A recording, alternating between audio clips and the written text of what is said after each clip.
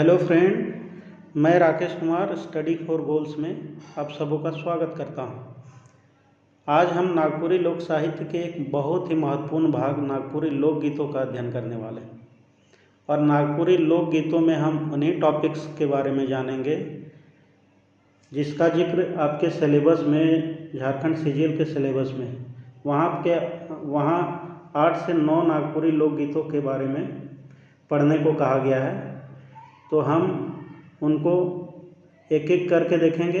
इससे पहले आज की क्लास में हम नागपुरी लोकगीतों का जो परिभाषा है, जो सामान्य जानकारी है लोकगीतों से संबंधित, और उसका जो वर्गीकरण है नागपुरी लोकगीतों का प्रकार, उसके बारे में जानेंगे।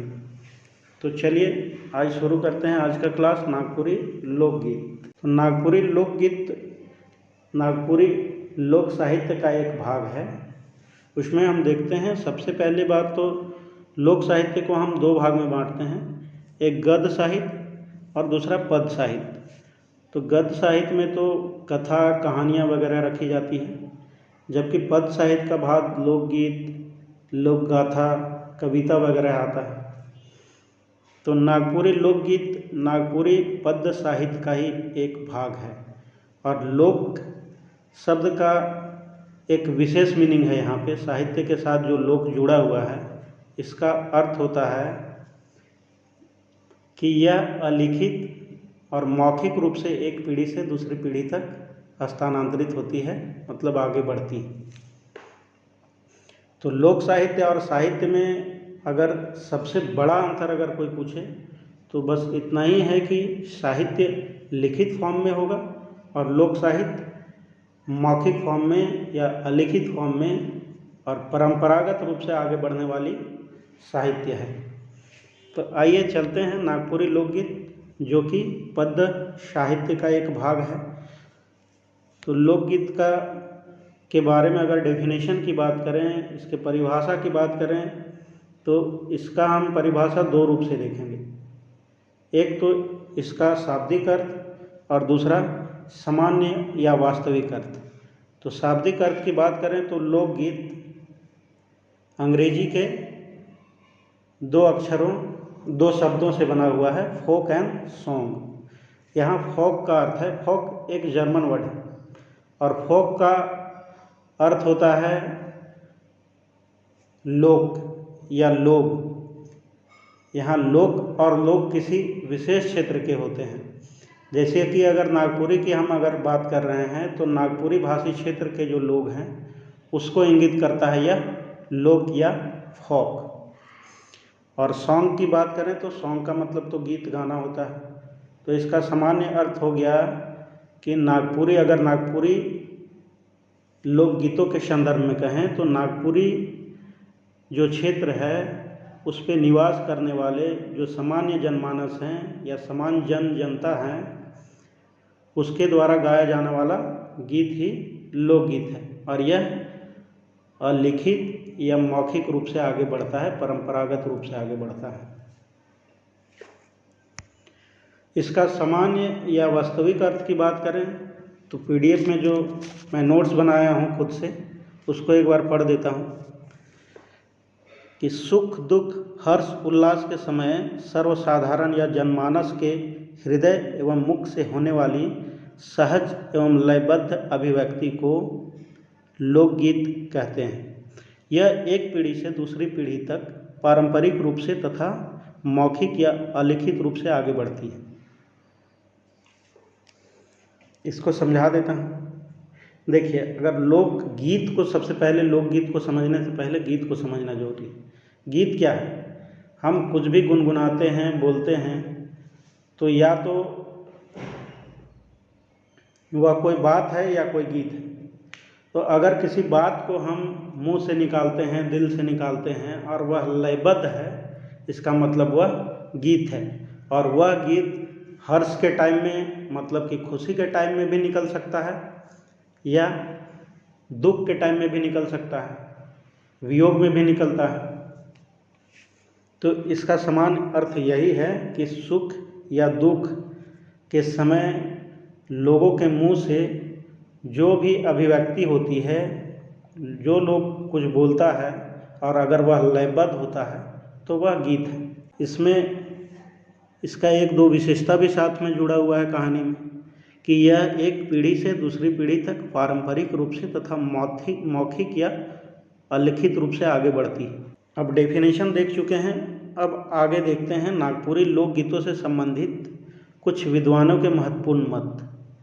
नागपुरी लोकगीतों से संबंधित कुछ मत है या कुछ कोट है, कथन है, जिसके बारे में पढ़ना जरूरी है। यहाँ पे हो सकता है इससे भी एग्ज़ाम में क्वेश्चन पूछ लिया जाए। तो सबसे पहले देखते हैं एक फ़ारसी विद्वान है, इनका क्या कहना है।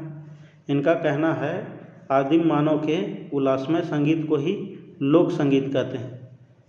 आदिम मानव का अर्थ समझते हैं आप। आदिम मानव का अर्थ है यहाँ पे पुराने लोग, और उल्लासमय संगीत मतलब खुशी के टाइम में जो गीत जो संगीत निकलता है उसी को लोक संगीत कहे हैं फ़ारसी।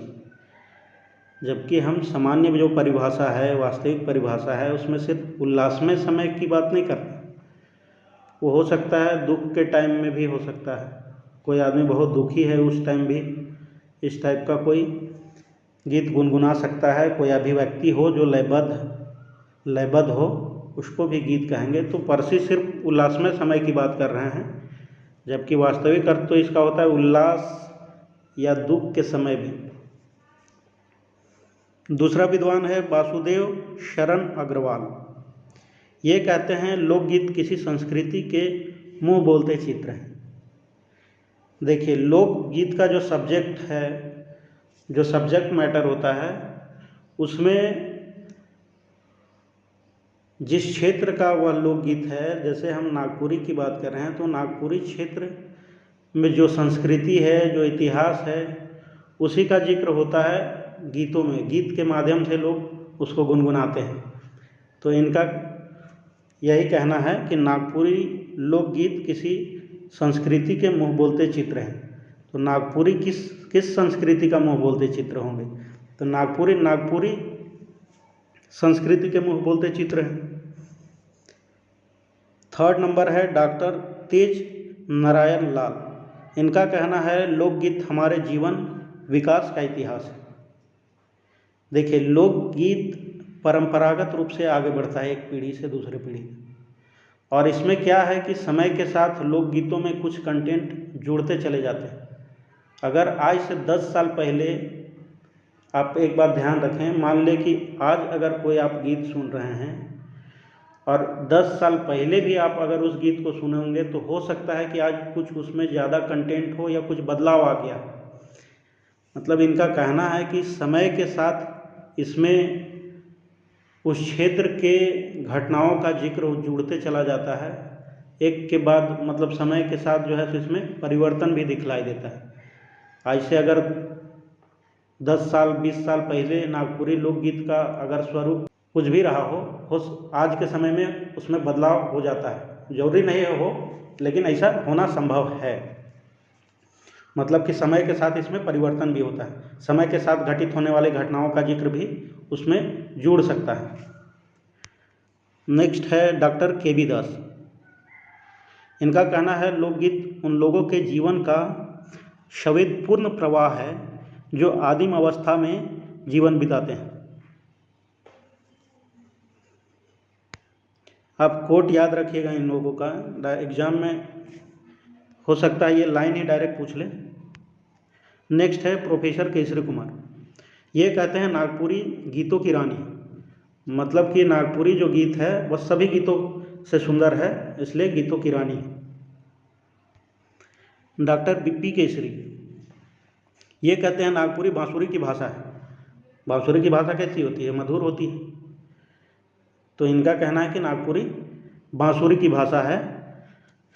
और इनका एक और कोट था कि नागपुरी लोकगीतों नागपुरी लोकगीतों का सर्वाधिक संकलन बी.पी. केसरी के द्वारा ही किया गया है। आप इसको भी याद रखेंगे, बहुत ही इम्पॉर्टेंट है कि नागपुरी लोकगीत पहले तो ये मौखिक रूप से चलते आ रहा था, जिसका संकलन समय के साथ बहुत सारे कवि लेखक लोग अपने बुक में, अपने पत्र पत्रिकाओं में करते हैं। तो बी.पी. केसरी के द्वारा नागपुरी लोकगीतों का सर्वाधिक संकलन किया गया, मतलब सबसे अधिक नागपुरी लोकगीतों का संकलन या लेखन बीपी केसरी के द्वारा किया गया है। अब आइए देखते हैं नागपुरी लोकगीतों का वर्गीकरण, इसका टाइप्स कितने हैं, किस किस आधार पर इसको बांटा जा सकता है। तो सबसे पहले तो हम इसका सामान्य वर्गीकरण देखेंगे। तो नागपुरी लोकगीतों को सामान्य रूप से 5 भागों में बांटते हैं। एक है संस्कार संबंधी लोकगीत, दूसरा है ऋतु संबंधी गीत, तीसरा है व्रत संबंधी गीत या पर्व गीत इसको कह सकते हैं, क्रिया या श्रम संबंधी गीत, और पांचवा है विविध, मतलब जो बाकी टाइप में नहीं आया जाएगा, ऊपर के चारों टाइप्स में, वो सब इसमें आ जाएगा, या इसका गायन जो है सो एक से अधिक तरह के गीतों में किया जा सकता है इसका वर्गीकरण। तो देखते हैं पहला जो संस्कार संबंधी लोकगीत है, इसमें कौन कौन सा गीत आता है और कब गाया जाता है। तो संस्कार संबंधी गीत में सबसे पहले आप याद रखें कि हिंदू धर्म में टोटल 16 संस्कार हैं। 16 संस्कार यह महिला के गर्भ धारण से लेकर, मतलब कि शिशु के जन्म से पहले शुरू होकर उसके मृत्यु तक चलता है, और टोटल कितने संस्कार हैं? 16। तो उन संस्कारों में जो गीत का गायन किया जाता है, जो गीत गाया जाता है, उसको संस्कार संबंधी गीत कहते हैं।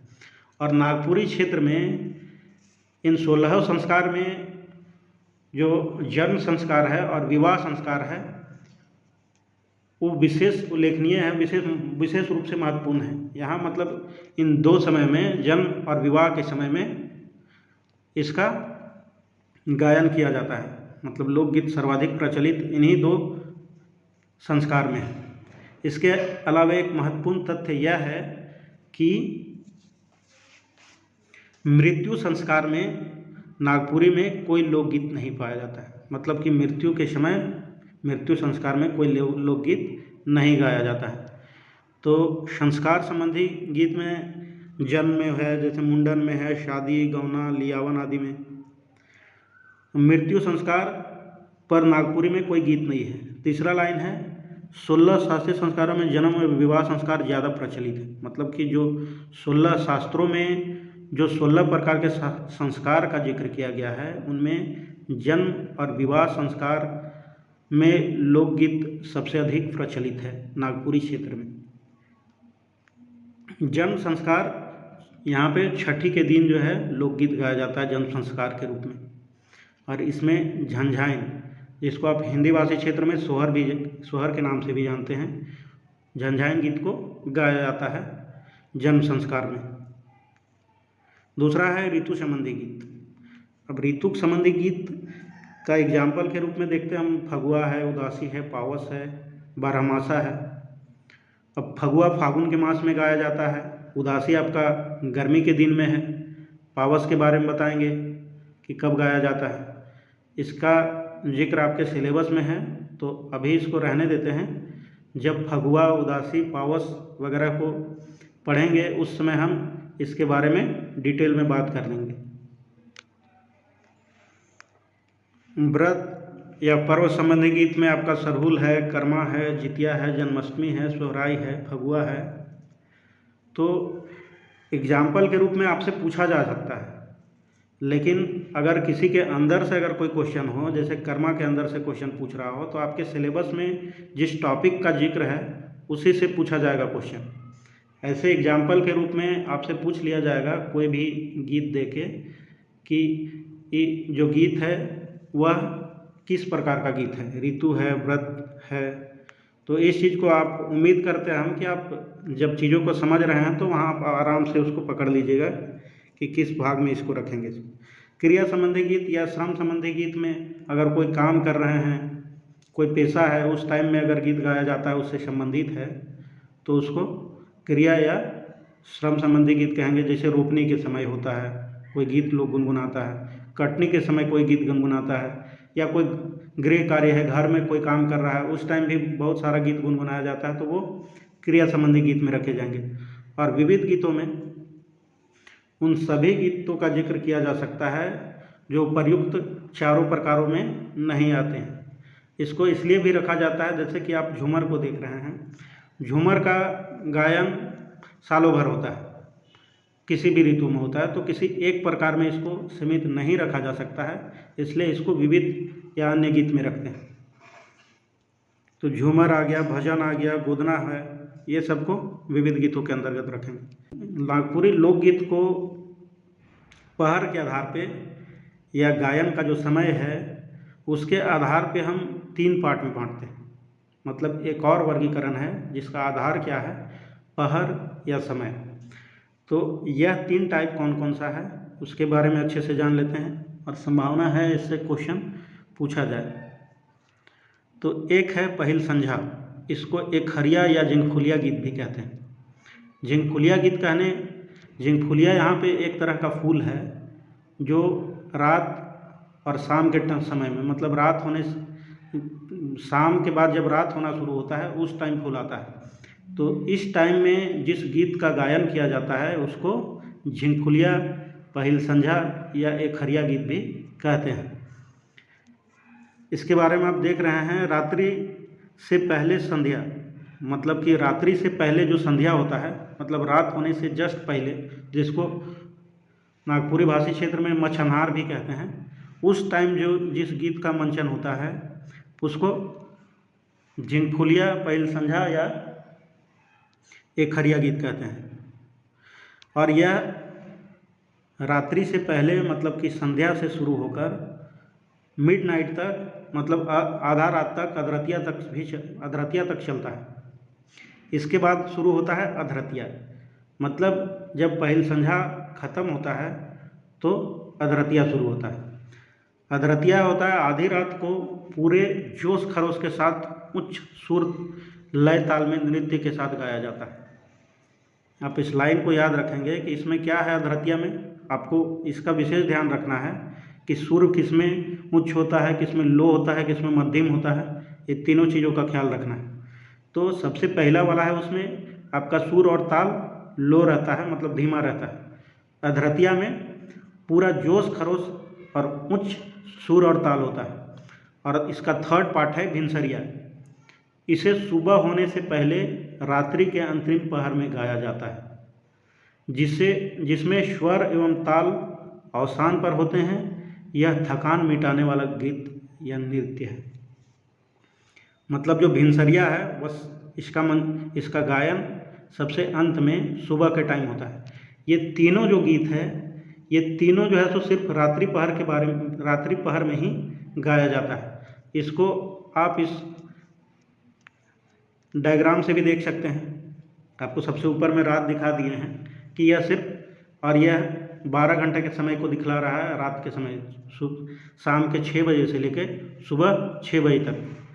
तो शाम 6 बजे से आप यहाँ देख रहे हैं 6 से 9 या 9 से आगे तक जो डॉट डॉट लाइन है, आप 11-12 तक ले सकते हैं इसको, 10-11 तक। उस बीच में पहिल संझा या झिंगफुलिया या एकहरिया का गायन होता है। स्वर क्या होता है, लो होता है। इसमें देखिए सेकंड में शुरू होता है अधरतिया। अधरतिया आधी रात को उच्च स्वर ताल में शुरू होता है और इसमें पूरा जोश खरोश के साथ गीत का गायन किया जाता है। तो यह आप मान के चलिए आधी रात, मतलब कि 10-11 से 1-2 इस बीच का समय हो सकता है, मतलब आधी रात को। और थर्ड नंबर में भिनसरिया आता है। तो भिनसरिया सुबह होने से पहले का टाइम है, जस्ट सुबह होने से पहले। देखिए क्या है कि लोग ग्रामीण क्षेत्र में, अब तो नहीं दिखता है इतना, लेकिन पहले होता था कि जो अखड़ा होता था वहाँ झूमर वगैरह जो है सो गीत और नृत्य का प्रस्तुतिकरण होता था अखड़ा में। तो अखड़ा में लोग जब कोई पर्व या त्यौहार होता था तो उस टाइम पूरा रात भर गीत और नृत्य का कार्यक्रम चलता था। तो ये जो गीत है ये झूमर हो सकता है या कोई अन्य राग, डमकच हो सकता है, कोई भी राग में हो सकता है, लेकिन चूंकि इस पहर में गाया जा रहा है इसलिए इसको पहर के आधार पे पहिल संझा, अधरतिया और भिनसरिया नाम दिया गया है। तो इसमें सिर्फ रात्रि पहर का बात किया गया है और रात्रि में ही इन तीनों रागों का, इन तीनों गीतों का मंचन या गायन होता है।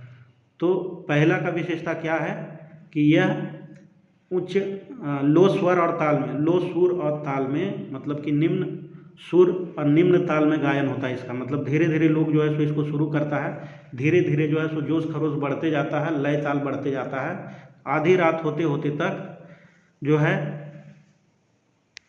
पूरा जोश खरोश और उच्च स्वर और ताल के साथ इसका गायन और मंचन होने लगता है, मतलब कि गीत और नृत्य चलने लगता है। और सुबह आते आते तक चूँकि लोग बहुत थक जाते हैं, तो सुबह आते आते तक इस मतलब कि जो गायन है और नृत्य का जो स्वर और ताल है वह फिर से लो हो जाता है। और इसको भिनसरिया के बारे में बताया था, यह थकान मिटाने का भी गीत या नृत्य है। अब दो टाइप में हम बांट चुके हैं, एक तो सामान्य वर्गीकरण देख चुके हैं, दूसरा पहर के आधार पर देख चुके हैं। पहर में हमेशा याद रखें कि पहर में आपको शाम के 6 बजे से सुबह के 6 बजे वाला मतलब कि रात के टाइम के बारे में ही सोचना है। तीसरा है लिंग के आधार पर भी इसका वर्गीकरण कर सकते हैं। लिंग के आधार पर क्या है, नागपुरी में आपको पता है, व्याकरण में आप पढ़े होंगे, लिंग 2 प्रकार का होता है, एक स्त्रीलिंग एक पुरुष लिंग। तो मर्दाना यहाँ पुरुष लिंग को इंगित करता है और जनाना स्त्री को। तो मर्दाना में कौन कौन सा गीत आता है नागपुरी का, कौन कौन सा लोकगीत आता है, तो उदासी, पावस, खेमटा, झूमर, बंगला झूमर, मर्दाना झूमर, गोलवारी, ये सब मर्दाना मतलब कि पुरुषों के द्वारा परफॉर्म किया जाता है, गाया जाता है और नृत्य भी किया जाता है। तो ये सब मर्दाना लोकगीत है। और जनाना लोकगीत में हम जनानी झूमर, अंगनई, बिहा, लायर, झंझाइन, डमकच, लसुआ आदि को रखते हैं। अंगनई जो घर का आंगन होता है उसमें प्रस्तुत किया जाता है, इसलिए इसको अंगनई कहते हैं। तो यहाँ यह जो गीत है या नृत्य है यह महिलाओं के द्वारा ही परफॉर्म किया जाता है। बिहा ये शादी विवाह से संबंधित गीत है। लायर भी शादी विवाह से संबंधित गीत ही है। लायर के बारे में आपसे पूछा जा सकता है कि यह कौन से गीत में इसको रखा जा सकता है, तो यह शादी विवाह से संबंधित गीत है। झंझाइन, तो झंझाइन जन्म के समय एक संस्कार गीत है, और यह अगर विशेष रूप से जब पुत्र का जन्म होता है तो पुत्र जन्म के 6वें दिन, छठी के दिन इसको गाया जाता है झंझाइन को, और महिलाओं के द्वारा गाया जाता है। डमकच, इसके बारे में तो हम आगे पढ़ने वाले हैं पूरा डिटेल्स में। तो डमकच शादी विवाह के टाइम में परफॉर्म किया जाता है महिलाओं के द्वारा ही।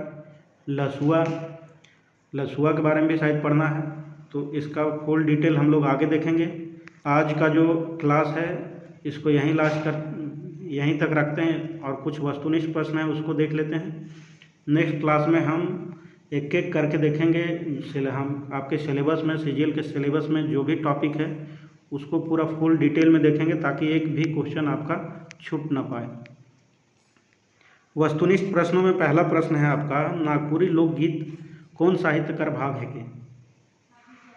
तो सबसे शुरुआत में इसके बारे में हम जिक्र किए थे कि नागपुरी लोक साहित्य को या किसी भी साहित्य को 2 भागों में बांटा जाता है, गद्य और पद्य। लोक का यहाँ अर्थ होता है, अगर लोक शब्द जुड़ जाता है तो चूँकि यह बहुत पुराने समय से मौखिक रूप से, परंपरागत रूप से, मतलब कि एक पीढ़ी से दूसरे पीढ़ी तक आगे बढ़ता है, इसलिए इसको लोकगीत कहते हैं। तो क्या है इसका आंसर, पद्य साहित्य हो जाएगा, चूँकि इसको पद्य साहित्य के अंतर्गत रखते हैं। पद्य साहित्य में लोकगीत, लोक गाथा वगैरह को रखते हैं। गद्य साहित्य की बात करें तो कथा है, कहानी है, उपन्यास है, इन चीज़ों को गद्य साहित्य में रखते हैं। एक अन्य साहित्य होता है प्रकीर्ण साहित्य। देखिए, मुहावरा, लोकोक्ति, कहावत वगैरह यह सब गद्य साहित्य में भी बहुत लोग रखता है, लेकिन यह वास्तविक रूप से प्रकीर्ण साहित्य का भाग्य है। मतलब कि न तो इनको गद्य साहित्य में रखा जा सकता है, ना ही पद्य साहित्य में। मतलब कि नागपुरी में जो कहावत है या किसी भी सब्जेक्ट में कहावत, मुहावरा, लोकोक्ति वगैरह प्रकीर्ण साहित्य में रखे जाते हैं। तो लोकगीत आपका पद्य साहित्य का भाग है, इसका मतलब इसका आंसर ख होगा। सेकेंड क्वेश्चन है, लोकगीत कर दोसर नाम है के। लोकगीत को एक विद्वान ग्राम गीत भी कहते हैं, तो इसको ग्राम गीत के नाम से भी जाना जाता है। एक है जोड़ती गीत, ख नंबर ऑप्शन जोड़ती गीत। ग है जनसाधारण कर गीत और घ देवल में से सौभे। तो इसका आंसर होगा देवल में से सौभे। लोकगीत को ग्राम गीत भी, चूँकि यह इसका सृजन या गायन ग्रामीण परिवेश में होता है, शुरुआत ग्रामीण परिवेश में होता है, क्योंकि इसका शुरुआत ही आदिम काल से माना जाता है, बहुत पुराने समय से। तो उस समय का प्रवेश तो ग्रामीण परिवेश ही रहा था, इसलिए इसको ग्राम गीत के नाम से भी जानते हैं। एक है जोड़ती गीत। जोड़ती गीत इसलिए भी इसको कहते हैं, हम शुरू में ही जिक्र कर चुके हैं शुरू में कि चूँकि समय के साथ इसमें बहुत सारे घटनाओं का जिक्र जुड़ते चला जाता है, इसलिए इसको जोड़ती गीत भी कहते हैं। और ग नंबर है जनसाधारण कर गीत। तो चूँकि अगर नागपुरी क्षेत्र की बात करें तो नागपुरी क्षेत्र में जो जन है, जो लोग है या जनसाधारण है, उन्हीं के द्वारा इस गीत का मंचन किया जाता है या गायन किया जाता है, इसलिए इसको जनसाधारण की गीत भी कहते हैं। तो इसमें दिया हुआ सारा ऑप्शन सही है कि नागपुरी लोकगीतों को हम श्रम गीत, जनसाधारण कर गीत या जोड़ती गीत सभी कह सकते हैं। थर्ड नंबर ऑप्शन है लोकगीत कर विशेषता है कि। लोकगीत का क्या क्या विशेषता है या इनमें से कौन सा विशेषता लोकगीत का विशेषता है? तो क है अलिखित, ख है मुँह जबानी, ग है सरल और मधुर, घ है देवल सौभे। आंसर तो लाजमी है देवल सौभे होगा, क्योंकि यह अलिखित भी होता है, मुँह जबानी भी एक पीढ़ी से दूसरी पीढ़ी तक आगे बढ़ते जाता है, सरल और मधुर होता ही है। और इसमें और अगर ज़्यादा देखें, अलिखित, मुँह जबानी, सरल और मधुर, इसके अलावा और क्या विशेषता हो सकता है? तो इसमें इसका विशेषता में ले सकते हैं हम कि समय के साथ इसमें और भी कंटेंट, मतलब विषय वस्तु जुड़ते जाता है, विषय वस्तु नहीं, घटनाओं का जिक्र होता है। समय जैसे जैसे आगे बढ़ता है, इन लोकगीतों में और भी कंटेंट जुड़ते जाते हैं। 4 नंबर क्वेश्चन है नागपुरी बांसुरी कर भाषा है के। प्रस्तुत कथन देवल है के देवल है। ऑप्शन है प्रोफेसर केसरी कुमार, बीपी केसरी, वासुदेव शरण अग्रवाल, डॉक्टर केबी दास। इसका सही आंसर है बीपी केसरी, मतलब विश्वेश्वर प्रसाद केसरी, जो नागपुरी भाषा का एक बहुत ही महत्वपूर्ण लेखक रहे हैं, जिनके द्वारा नागपुरी लोकगीतों का सर्वाधिक संकलन भी किया गया है। वही कहे हैं कि नागपुरी बांसुरी कर भाषा है, मतलब नागपुरी बांसुरी की भाषा है, और बांसुरी की भाषा कैसी होती है? तो मधुर होती है, मतलब नागपुरी एक मधुर भाषा है। 5th नंबर क्वेश्चन है नागपुरी लोकगीत कर रानी है के केकर कथन है।